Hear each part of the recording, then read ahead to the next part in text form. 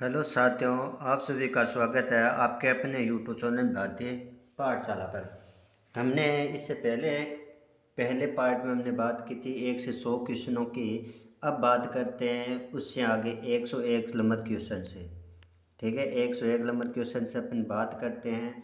ठीक है, तो पहला क्वेश्चन हमारा 101 से बनता है विद्युत धारा की। एक साइड दे रखी है भौतिक राशि, एक साइड दी है मात्रक। ठीक है, विद्युत धारा का मात्रक है ना कि विद्युत धारा का मात्रक क्या होता है साथियों, एम्पीयर होता है। इसे ए से दर्शाते हैं। विद्युत विभव का मात्रक होता है वोल्ट। ठीक है, इसे वी से दर्शाते हैं। प्रतिरोध का मात्रक होता है ओम। क्या होता है साथियों, ओम होता है। प्रतिरोध का मात्रक ओम होता है, इससे प्रतिरोध से दर्शाते हैं। विद्युत शक्ति का मात्रक होता है वोट। विद्युत शक्ति का मात्रक होता है वोट। आवेश का मात्रक होता है कूलाम और कार्य का मात्रक होता है साथियों जूल। विशिष्ट प्रतिरोधकता या प्रतिरोधकता का मात्रक होता है ओम इंटू मीटर। क्या होता है, ओम इंटू मीटर। विद्युत ऊर्जा का व्यवहारिक मात्रक होता है यूनिट या के डब्ल्यू एच, किलोवाट घंटा। आगे बात करते हैं साथियों क्वेश्चनों की। इससे आगे हमारे जो भी क्वेश्चन बनने वाले हैं उनकी हम चर्चा करने वाले हैं। अब क्वेश्चन नंबर 118। ठीक है, प्रतिरोध किसे कहते हैं। ठीक है, प्रतिरोध किसे कहते हैं तो परिभाषा देख लेते हैं प्रतिरोध की। किसी पदार्थ का वह गुण जो अपने में से प्रवाहित होने वाले आवेश के प्रवाह का विरोध करता है, उस गुण को प्रतिरोध कहते हैं। प्रतिरोध का मात्रक ओम होता है। ओम को प्रदर्शित करते हैं इस चिन्ह से। ठीक है, ओम को प्रदर्शित करते हैं या ओम का मात्रक प्रतिरोध का मात्रक होता है ओम। ठीक है, किसी पदार्थ का वह गुण जो अपने में से प्रवाहित होने वाले आवेश के प्रवाह का विरोध करता है, इस गुण को प्रतिरोध कहते हैं। फिर बात करते हैं विद्युत परिपथ है ना कि विद्युत परिपथ किसे कहते हैं। तो किस विद्युत परिभाषा की बात कर लें, किसी विद्युत धारा के सतत व बंद पंथ को विद्युत परिपथ कहते हैं। कि विद्युत धारा का सतत व बंद पंथ होता है उसे विद्युत धारा कहते हैं, विद्युत परिपथ कहते हैं। फिर बात करते हैं 1 एम्पीयर की परिभाषा। या इस प्रश्न को साथियों ऐसे भी पूछा जा सकता है कि विद्युत धारा का मात्रक की परिभाषा लिखो, है ना कि विद्युत धारा की मात्रक की परिभाषा लिखो। यदि किसी विद्युत परिपथ में परिपथ के किसी बिंदु से 1 सेकंड में 1 कूलम आवेश प्रवाहित होता है, उससे परिपथ में विद्युत धारा 1 एम्पीयर होगी। कि एक मतलब हमारे पास कोई परिपथ है, क्या कोई परिपथ है, हमने 1 सेकंड में, कितने सेकंड में, 1 सेकंड में 1 कूलम आवेश, कितना 1 कूलम आवेश प्रवाहित किया, तो इस प्रवाह की जो दर होती है वो हमारी 1 एम्पीयर होती है। बात करते हैं नेक्स्ट क्वेश्चन की 1 वोल्ट। क्या करते हैं, 1 वोल्ट की परिभाषा। तो 1 वोल्ट की परिभाषा क्या होती है, किसी विद्युत परिपथ में 1 कूलम आवेश। ठीक है, 1 कूलम आवेश एक बिंदु से दूसरे बिंदु तक ले जाने में किया गया कार्य 1 जूल हो, तो उस बिंदु का विभवांतर 1 वोल्ट होता है। ठीक है, कि हमारे पास 1 कूलम आवेश है, कितना साथियों, 1 कूलम आवेश है। उसे एक बिंदु से दूसरे बिंदु तक ले जाने के लिए जो कार्य किया जाता है 1 जूल, उस बिंदु पर विभवांतर भी कितना होता है, 1 वोल्ट उत्पन्न होता है। चलो नेक्स्ट क्वेश्चन की बात करते हैं अपन। ठीक है, नेक्स्ट क्वेश्चन बात करते हैं ओम की परिभाषा। किसकी, एक है ओम की परिभाषा। यदि किसी चालक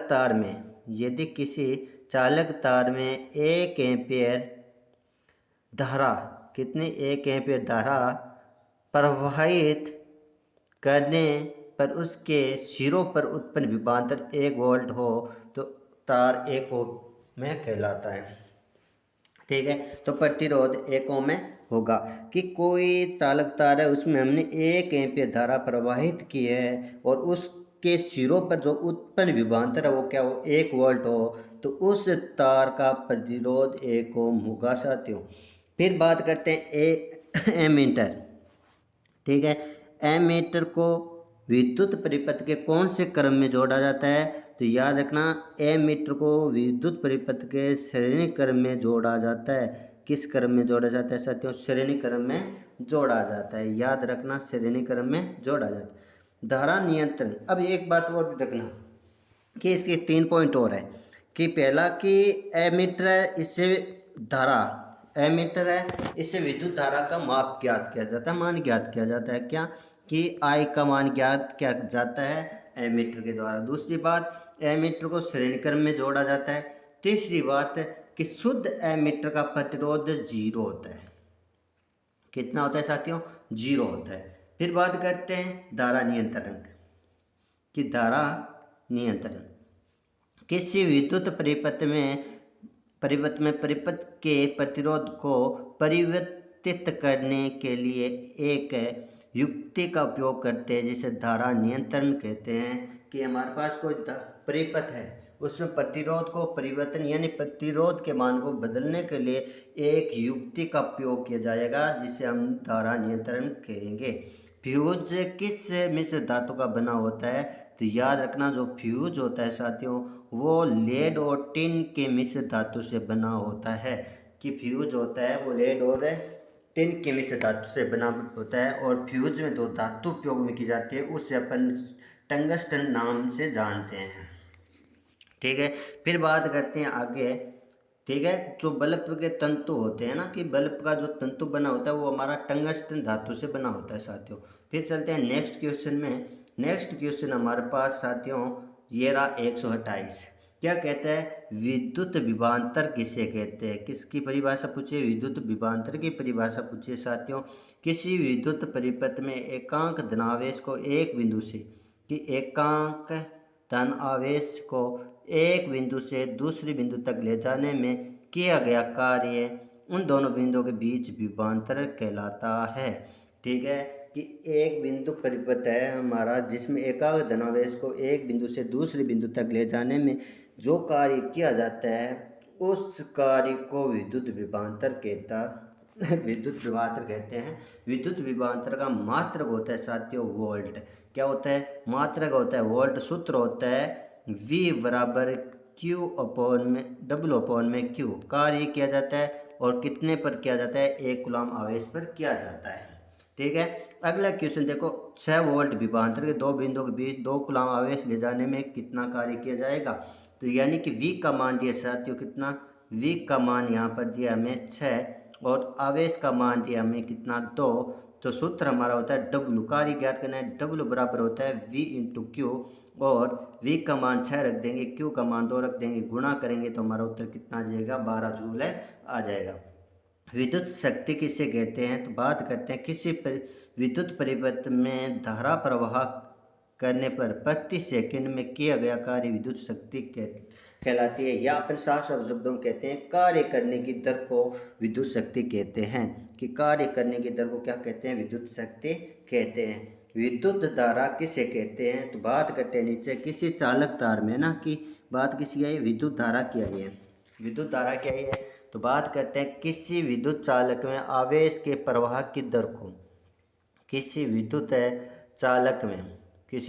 चालक में आवेश के प्रवाह की दर को विद्युत धारा कहते हैं ना। कि हमारे पास कोई चालक है और उस चालक तार में क्या कर रहे हैं, आवेश को प्रवाहित कर रहे हैं और उसकी दर को क्या कहते हैं, विद्युत धारा कहते हैं।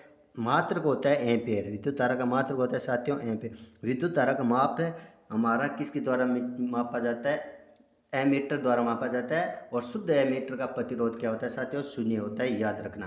फ्यूज को किस विद्युत परिपथ में किस क्रम में जोड़ा जाता है, याद रखना फ्यूज को विद्युत परिपथ में श्रेणी क्रम में जोड़ा जाता है, ओनली फॉर श्रेणी क्रम में जोड़ा जाता है। फिर चलते हैं नेक्स्ट क्वेश्चन पर साथियों। नेक्स्ट क्वेश्चन हमारे पास ये देखो आ गया आपका, दिक् सूचक एक छोटा खाली स्थान होता है कि दिक् सूचक है एक छोटा खाली स्थान होता है, चुंबक होता है। क्या होता है? चुंबक होता है। कि हमारा जो चुंबक वाला पार्ट है उससे हमारे पास याद रखना जो बायां हाथ का नियम, दायां हाथ का नियम, चुंबकीय क्षेत्र रेखाओं की विशेषता, उनके गुण, ये क्वेश्चन हमारे पढ़ने वाले हैं। तो इन क्वेश्चनों पर हम ध्यान देंगे। और कुछ क्षेत्र है हमारे चुंबकीय क्षेत्र रेखाओं का नामक चित्र बनाए, परिनालिका का नामक चित्र बनाए, क्षण चुंबक का नामक चित्र बनाए। इन क्वेश्चनों को साथियों आपको ध्यान में देना है, ठीक है, ध्यान में रखना और तैयारी करनी है अच्छे से।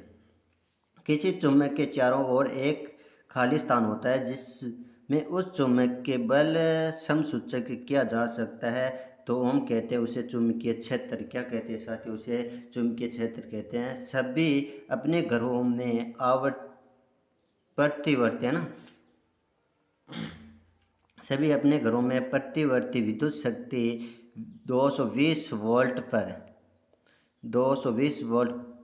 पर प्राप्त करते हैं, तो जिसकी आवृत्ति होती है 50 हर्ट्ज। ठीक है, कोई सभी व्यक्ति या सभी प्राणी, जो सभी मनुष्य है, वो अपने घरों पे जो शक्ति है ना, प्रत्यावर्ती धारा है ना, एसी, प्रत्यावर्ती मतलब एसी धारा उपयोग में लेते हैं, उसका मान कितना होता है? 220 वोल्ट होता है। लेकिन आवृत्ति होती है वो कितनी होती है? 50 हर्ट्ज होती है साथियों उसमें।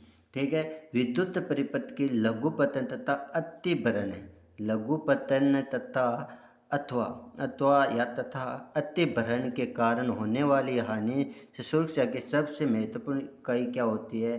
फ्यूज होती है। फ्यूज ये होता है जो अतिभरण या लघुपतन होता है तो हमें सुरक्षित रखने का कारण रखती है। जब विद्युत में तार उदासीन तार दोनों सीधे संपर्क में आते हैं तो खाली स्थान हो जाता है अतिभारण हो जाता है। कि तार तथा उदासीन तार दोनों सीधे संपर्क में आते हैं तो खाली स्थान हो सकता है, अतिभारण होता है। चलो साथियों आगे बात करते हैं नेक्स्ट क्वेश्चन की। और नेक्स्ट क्वेश्चन आपके सामने ये रहा, दो चुंबकीय क्षेत्र रेखाएं एक दूसरे को क्यों नहीं काटती? तो याद रखना, या प्रतिच्छेद क्यों नहीं करती? तो प्रतिच्छेद बिंदु पर दिक्सूचक सुई रखने पर दिक्सूचक सुई केवल एक ही दिशा की ओर संकेत करती है। याद रखना साथियों कि चुंबकीय क्षेत्र रेखाएं कभी भी एक दूसरे को नहीं काट सकती। इसलिए नहीं काट सकते क्योंकि जहाँ से वो कटती है वहाँ पर कटने पर दो दिशाएं हो जाती है, लेकिन चुंबकीय क्षेत्र रेखाएं वो एक ही दिशा में गति करती है। इसलिए हम चुंबकीय क्षेत्र रेखाओं को काट नहीं सकते या प्रतिच्छेद नहीं कर सकते हैं। यहाँ से याद रखना क्वेश्चन आपके इम्पोर्टेंट बनता है चुंबकीय क्षेत्र रेखाओं के गुण। ये नहीं कि चुंबकीय क्षेत्र रेखाएं एक दूसरे को काटती नहीं है, चुंबकीय क्षेत्र रेखाएं काल्पनिक बंध वक्र बनाती है, चुंबकीय क्षेत्र रेखाएं उत्तर से शुरू होती है, दक्षिण की ओर समाप्त होती है। ये कुछ हमारे पॉइंट है, वो याद रखना है आपको साथियों। फिर बात करते हैं विद्युत परिपथों एवं संधारित्रों में सामान्यतः उपयोग होने वाले दो सूक्ष्म उपायों के नाम बताइए। सुरक्षा उपायों के नाम बताइए। कि विद्युत परिपथ और संधारित्र में सामान्यतः दो सुरक्षा उपाय क्या होते हैं? एक विद्युत फ्यूज होता है और एक होता है भू संपर्क तार, यानी कि भूमि से लगा हुआ तार जो हमें क्या करता है? सुरक्षित रखता है। फिर बात करते हैं चुंबकीय क्षेत्र में धारा वाई चालक पर लगने वाले बल की दिशा किस नियम से जानी जा सकती है? तो आप कह सकते हो फ्लेमिंग के बाएं हाथ नियम से या वाम हस्त नियम से। ठीक है, कि फ्लेमिंग के बाएं हाथ नियम से, या आप कह सकते हो फ्लेमिंग के वाम हस्त नियम से प्रेरित विद्युत धारा की दिशा। ठीक है, प्रेरित विद्युत धारा की दिशा किस नियम से जानी जा सकती है? तो आप कह सकते हो फ्लेमिंग के दिक्सूचक हस्त नियम से जान सकते हैं। ठीक है, फ्लेमिंग के दिक्सूचक हस्त नियम से जान सकते हैं। फिर लघु पतन और शॉर्ट सर्किट किसे कहते हैं? विद्युमीय तथा उदासीन तारों के सीधे संपर्क में आने से शॉर्ट सर्किट होता है। याद रखना साथियों कि कोई हमारे पास उदासीन दो तार है, उनको के सीधे संपर्क में आते हैं तो क्या होता है? शॉर्ट सर्किट होता है। फिर चलते हैं नेक्स्ट क्वेश्चन पर। और नेक्स्ट क्वेश्चन हमारे पास है साथियों, किसी चालक तार में विद्युत धारा प्रवाहित करने पर क्या होता है? किसी चालक तार में विद्युत धारा प्रवाहित करने पर क्या होता है? तार के चारों ओर चुंबकीय क्षेत्र उत्पन्न होता है। क्या होता है, तार के चारों ओर चुंबकीय क्षेत्र उत्पन्न होता है। ठीक है, क्या होता है, तार के चारों ओर चुंबकीय क्षेत्र उत्पन्न होता है। चुंबकीय क्षेत्र से क्या अभिप्राय है, किसी चुंबक के चारों ओर का वह क्षेत्र जिसमें से बल का समसूचन किया जा सकता है उस चुंबक का चुंबकीय क्षेत्र कहलाता है, उस चुंबक का चुंबकीय क्षेत्र कहलाता है। 145 नंबर क्वेश्चन क्या कह रहा है कि किसी विद्युत धारावाही चालक से संबंध चुंबकीय क्षेत्र की दिशा ज्ञात करने के लिए किस नियम का उपयोग किया जाता है। कि कोई चुंबकीय धारावाही चालक में संबंध चुंबकीय क्षेत्र की दिशा ज्ञात करने के लिए तो साथियों याद रखना दिक्सन-हस्ट अंगुष्ठ नियम का उपयोग किया जाता है। दिक्सन-हस्ट अंगुष्ठ नियम का उपयोग किया जाता है। फिर चलते हैं नेक्स्ट क्वेश्चन पर, और नेक्स्ट क्वेश्चन है साथियों हमारे पास आपको देखने के लिए मिलेगा 147 नंबर क्वेश्चन, बहुत ही अच्छे तरीके से लिखा गया है। चुंबकीय क्षेत्र किस कहते हैं, चुंबकीय क्षेत्र किसे कहते हैं, इसकी इकाई क्या है। ठीक है, परिभाषा लिखनी है और उसकी इकाई भी लिखनी है। किसी चुंबक के चारों ओर का वह क्षेत्र जहाँ किसी अन्य चुंबक पर आकर्षण या विकर्षण का बल महसूस होता है वो चुंबकीय क्षेत्र कहलाता है। ठीक है, कि किसी चुंबक के चारों ओर का वह क्षेत्र जहाँ किसी अन्य चुंबक पर आकर्षण या विकर्षण का बल महसूस होता है उसे चुंबकीय क्षेत्र कहते हैं। इसकी इकाई टेस्ला होती है। चुंबकीय क्षेत्र की इकाई क्या होती है, टेस्ला होती है। साथियों एक याद और रखना आप कि चुंबकीय क्षेत्र एक दूसरे समान चुंबक है ना, कि एक ही प्रकृति की चुंबक होगी वो क्या होगी, प्रतिकर्षण करेगी, और विपक्ष मतलब है हमारी असमान चुंबक होगी वो क्या होगी, प्रतिकर्षण होगी। चुंबक के ध्रुवों पर चुंबकीय बल अधिक होता है, चुंबक के सेंटर में चुंबकीय बल क्या होता है, कम होता है, ये याद रखना। फिर बात करते हैं चुंबकीय क्षेत्र रेखाएं एक दूसरे को क्यों नहीं काटती। तो चुंबक क्षेत्र रेखाएं एक दूसरे को नहीं काट सकती क्योंकि ऐसा होने पर प्रतिच्छेद बिंदु पर चुंबकीय क्षेत्र की दो दिशाएं होगी जो संभव नहीं है। ठीक है ना, चुंबकीय क्षेत्र रेखाएं एक दूसरे को इसलिए नहीं काट सकती क्योंकि प्रतिच्छेद करेगी वहाँ पर दो दिशाएं हो जाएगी, और किसी भी चुंबकीय क्षेत्र में दो दिशाएं संभव नहीं होती है। परिनालिका के अंदर चुंबकीय क्षेत्र किस प्रकार बढ़ाया जा सकता है। 3 प्रकार से बढ़ाया जा सकता है, फेरों की संख्या बढ़ाकर, धारा का मान बढ़ाकर, और कोर में नरम लोहे का उपयोग करके। साथियों कोर में किसका, नरम लोहे का उपयोग करके। आगे बात करते हैं नेक्स्ट की।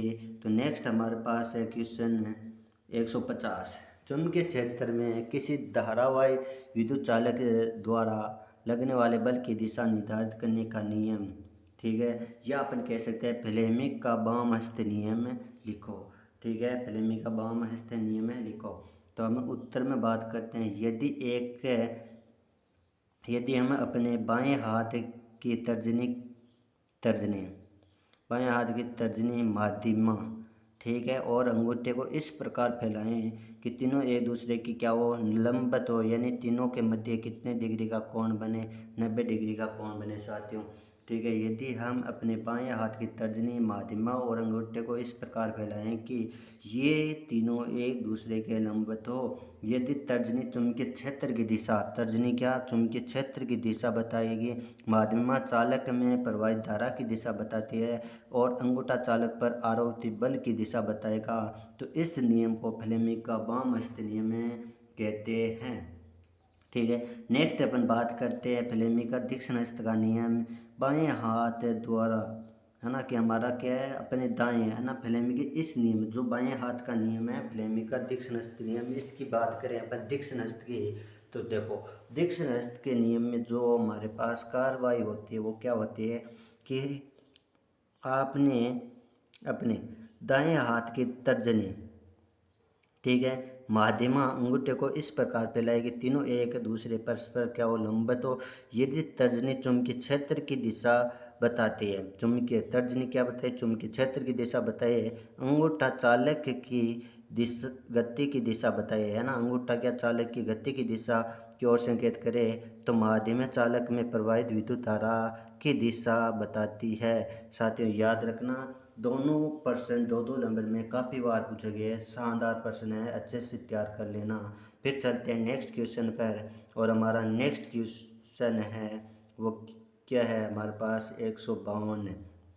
फिर बात करते हैं चुंबक के निकट लाने पर दिक्सूचक की सुई विक्षेपित क्यों हो जाती है। तो बात करते हैं क्वेश्चन के उत्तर की साथियों। दिक्सूचक को चुंबक के निकट लाने पर चुंबक के चुंबकीय क्षेत्र के कारण दिक्सूचक सुई पर एक बल युग्म कार्य करता है। तो एक बल युग्म कार्य करता है जिससे दिक्सूचक सुई विक्षेपित हो जाती है। चुंबकीय क्षेत्र रेखाओं के गुण साथियों बात की थी 2 नंबर में काफ़ी बार प्रश्न पूछा गया है। चुंबकीय क्षेत्र रेखाएं चुंबक के बाहर दिक्सन ध्रुव से निकल के दिक्सन ध्रुव में प्रवेश करती है, जबकि चुंबक के अंदर उनकी दिशा उत्तर ध्रुव से उत्तर ध्रुव की ओर होती है। फिर बात करें अपन नीचे वाला पॉइंट, चुंबकीय क्षेत्र रेखाएं एक बंद वक्र का निर्माण करती है, काल्पनिक होता है।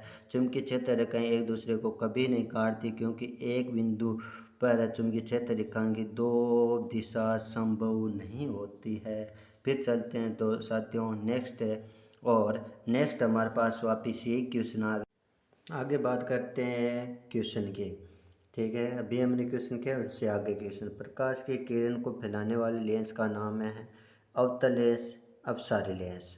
याद रखना साथियों, आगे क्वेश्चन याद रखना। अवतल लेंस उत्तल लेंस में अंतर, अपसारी अभिसारी में अंतर आपको पता होना चाहिए। ठीक है, अवतल लेंस के उपयोग और उत्तल लेंस के उपयोग, अवतल दर्पण के उपयोग और उत्तल लेंस के उपयोग, इनके दर्पणों में और अंतरों में अंतर और उपयोग आपको पता होना चाहिए सभी के।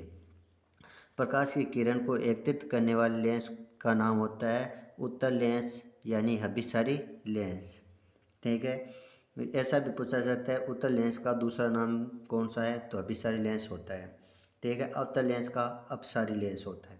उस दर्पण का नाम लिखिए जिसका प्रयोग दांत चिकित्सक है ना, दंत चिकित्सक दांत के लिए या देखने में करते हैं। तो अवतल दर्पण होता है साथियों। लेंस किसे कहते हैं, दो पृष्ठों से घिरा कोई पारदर्शी माध्यम जिसका एक या दोनों पृष्ठ गोले हो, लेंस कहलाते हैं। लेंस कितने प्रकार के होते हैं, लेंस दो प्रकार के होते हैं। कौन कौन से होते हैं, उत्तल लेंस, अवतल लेंस। और इनसे बनने वाले चित्र भी साथियों हमें आने चाहिए। फिर चलते हैं नेक्स्ट क्वेश्चन पे, और नेक्स्ट क्वेश्चन हमारे पास 157 कि आवर्धन के मान में ऋणात्मक चिन्ह से क्या ज्ञात होता है। क्या आवर्धन होता है, इसका मान क्या हो, ऋणात्मक चिन्ह से क्या ज्ञात होता है। आवर्धन के मान में ऋणात्मक चिन्ह बताता है कि जो ऋणात्मक चिन्ह होता है ये प्रतिबिंब की वास्तविक प्रतिबिंब बताता है। जो आवर्धन धनात्मक होता है साथियों, देखो कि आवर्धन क्या होता है, धनात्मक होता है। ठीक है ना, आवर्धन प्लस हुआ, पॉजिटिव हुआ तो वो क्या होगा, आभासी प्रतिबिंब होगा। यदि आवर्धन नेगेटिव है, आवर्धन नेगेटिव है यानी माइनस में यानी ऋणात्मक है, क्या है, ऋणात्मक है, तो कौन सा होगा प्रतिबिंब में, वास्तविक होगा। ठीक है, लेंस क्षमता, लेंस क्षमता किसे कहते हैं, लेंस की क्षमता का सूत्र बताइए। ठीक है, किसी लेंस द्वारा प्रकाश किरणों को अभिसारी यानी एकत्रित करना या अपसारी अपसारण, अपसारण यानी फैलाना, फैलाने कर फैलाने करने की मात्रा को उसको क्षमतन के रूप में व्यक्त किया जा सकता है जिसे पी से व्यक्त करते हैं। ठीक है, किससे व्यक्त करते हैं, पी से व्यक्त करते हैं साथियों। ठीक है, पहले लिखा ना, यहाँ पर क्या लिखना है, पी से व्यक्त करते हैं। लेंस की क्षमता का सूत्र पी बराबर होता है 1/f साथियों। पी बराबर क्या होता है, पी बराबर 1/f होता है। ठीक है, पी बराबर 1/f होता है। नोट, उत्तल, ठीक है, तल नहीं है, यहाँ पर क्या है, ऊ है। उत्तल लेंस की क्षमता धनात्मक, अवतल लेंस की क्षमता ऋणात्मक होती है। परावर्तन के दो नियम साथियों, पहला नियम, आपतन कोण परावर्तन कोण हमेशा क्या होता है, बराबर होता है। क्या लिखोगे, कोण आई बराबर कोण आर। दूसरा नियम होता है आपतित किरण, परावर्तित किरण और विलंब तीनों परावर्तित पृष्ठ के एक ही बिंदु पर मिलते हैं। ये याद रखना, परावर्तित बिंदु के एक ही पृष्ठ पर क्या करते हैं साथियों, मिलते हैं। याद रखना, अपवर्तन के नियम के बारे में भी हमें चर्चा होनी चाहिए या जानकारी होनी चाहिए। चलते हैं नेक्स्ट, अपन बात करते हैं 2 नंबर नियम, सॉरी है ना, कि साथ ही यहाँ पर 2 नंबर दिया है, आपतित किरण, परावर्तित किरण, अभिलंब तीनों एक ही तल में होते हैं। ठीक है, 160 नंबर क्वेश्चन, समतल दर्पण द्वारा बने प्रतिबिंब की क्या विशेषता होती है। तो विशेषता पढ़ लेते हैं, काफ़ी बार ऐसे प्रश्न पूछे जाते हैं और ये विशेषता जो पॉइंट हमारे 1 नंबर में भी आती है बोर्ड में। समतल, ठीक है ना। क्लास अच्छी लग रही है तो आप एक बार इनको शेयर ज़रूर करना और कमेंट में ज़रूर बताना। फिर बात करते हैं नेक्स्ट, समतल दर्पण द्वारा बने प्रतिबिंब की क्या विशेषता होती है। तो विशेषता नंबर 1, समतल दर्पण द्वारा प्रतिबिंब सदैव आभासी और सीधा बनता है। 1 नंबर पॉइंट कि प्रतिबिंब वो हमेशा आभासी और सीधा बनता है। प्रतिबिंब का आकार बिंब के आकार के बराबर होगा, यानी कि प्रतिबिंब जितना बड़ा होगा उतनी बड़ी वस्तु या बिंब होगा। प्रतिबिंब दर्पण के पीछे उतनी दूरी पर बनता है जितनी दूरी पर दर्पण के सामने बिंब रखा जाता है। कि प्रतिबिंब दर्पण के पीछे उतनी दूरी पर बनेगा जितनी दूरी पर दर्पण के सामने बिंब रखा जाता है। याद रखना, लेंस और दर्पण के सूत्र भी हमें याद होने चाहिए।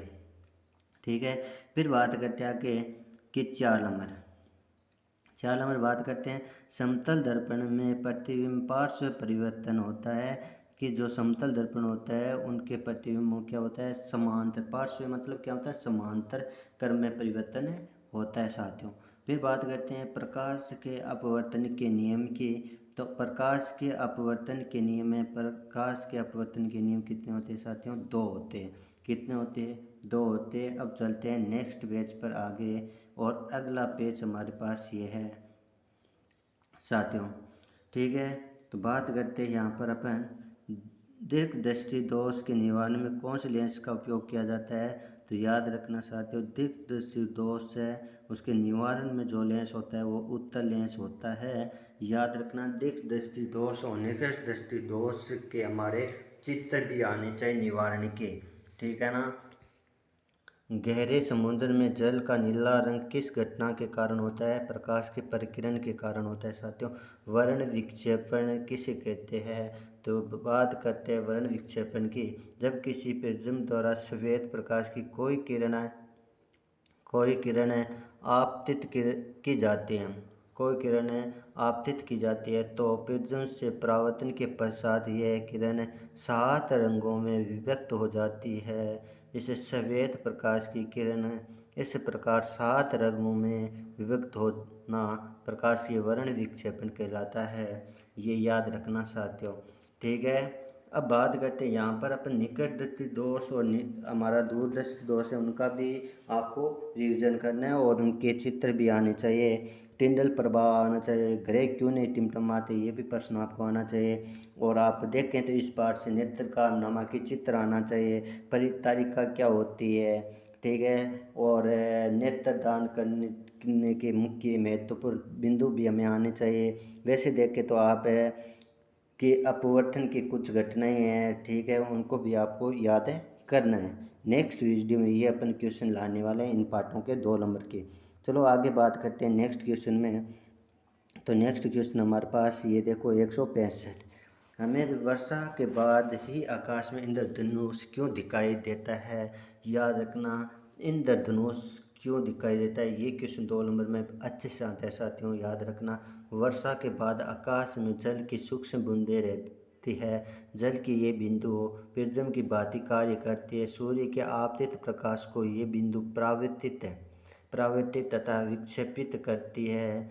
फलस्वरूप सूर्य के विपरीत दिशा में इंद्रधनुष दिखाई देता है। फिर बात करते हैं टिंडल प्रभाव की, ये भी 2022 में पूछा गया प्रश्न है, शानदार साथियों। याद रखना, किसी कोलोराइडी विलीन में उपस्थित कणों द्वारा प्रकाश का परिकीर्ण होने की परिघटना ही टिंडल प्रभाव कहलाती है। प्रिज्म कोण किसे कहते हैं। तो प्रिज्म के 2 पार्श्व फलकों के बीच कोई कोण को प्रिज्म कोण कहते हैं। प्रिज्म कोण किसे कहते हैं साथियों। याद रखना, कि प्रिज्म के दो पार्श्व फलकों के बीच के कोण को प्रिज्म कोण कहते हैं। चलो अपन नेक्स्ट क्वेश्चन की बात करते हैं साथियों। और नेक्स्ट क्वेश्चन हमारे पास है, ये देखो 171 तक। मानव नेत्र का दूरतम बिंदु कितना होता है? अनंत होता है। और निकटतम बिंदु होता है 25 सेंटीमीटर। याद रखना साथियों, निकटतम 25 सेंटीमीटर होता है। समजन क्षमता किसे कहते हैं? अभिलंब लेंस की वह क्षमता जिसके कारण वह अपनी फोकस दूरी को समायोजित कर लेता है, समजन क्षमता कहलाती है। विचलन कोण की बात करें साथियों, तो बात करते हैं आगे। प्रिज्म की विशेष आकृति कारण निर्यात किरण आपतित किरण की दिशा में एक कोण बनाती है। इस कोण को विचलन कोण कहती है। इस कोण को विचलन कोण कहते हैं। दृष्टिप्रास क्या है?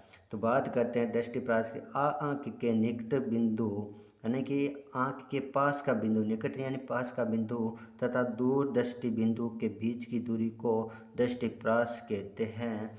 ठीक है, याद रखना निकट की जो दूरी होती है वो 25 सेंटीमीटर होती है, और दूर की दूरतम बिंदु होता है हमारा वो अनंत होता है साथियों। आगे और क्वेश्चनों की हम अभी बात करने वाले हैं। ठीक है।